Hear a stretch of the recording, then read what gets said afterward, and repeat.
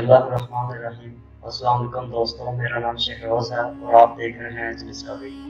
हम अपने मौजू पे आने से पहले आपसे गुजारिश करते हैं कि हमारा चैनल सब्सक्राइब कर लें और घंटी के बटन को प्रेस कर लें ताकि हमारी ऐसी आने वाली और वीडियो आप तक आसानी पहुँच।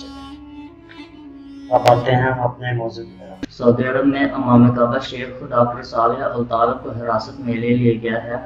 कतर के नशरियाती इदारे अल जज़ीरा ने दावा किया है कि इमाम काबा शेख सालेह अल तालब को सऊदी अरब में गिरफ्तार कर लिया गया है। शेख सालेह अल तालब मक्का में हज के फ़राइज़ भी अंजाम देते रहे हैं। सऊदी अरब में कैदियों के हकूक़ के लिए काम करने वाले एक ग्रुप ने भी शेख सालेह अल तालब की गिरफ्तारी की तस्दीक की है। ताहम सरकारी सतह पर तस्दीक या तरदीद ताहाल सामने नहीं आई है। दूसरी जानब अरब वेबसाइट खलीज ऑनलाइन ने इंकशाफ किया है कि गिरफ्तार होने वाले इमाम काबा ने हाल ही में एक खुतबे में म्यूजिकल कॉन्सर्ट और तकरीबात में नामहरम मर्दों और ख़वातीन के घुलने मिलने को गैर इस्लाम करार दिया था।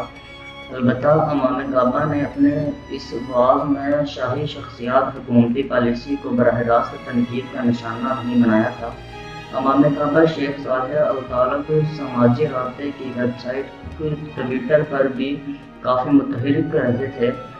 ताहम इनकी गिरफ्तारी के बाद इनके अंग्रेज़ी और अरबी ट्विटर अकाउंट्स को भी बंद कर दिया गया है जिसमें इनकी गिरफ्तारी की तस्दीक होती है। वाज़ेह रहे कि सऊदी वली अहद मोहम्मद बिन सलमान ने विजन 2023 के तहत कुछ बड़े इक़दाम उठाए हैं जिनमें पहली बार ख़वातीन को मुलाज़मत और ड्राइविंग की इजाज़त देने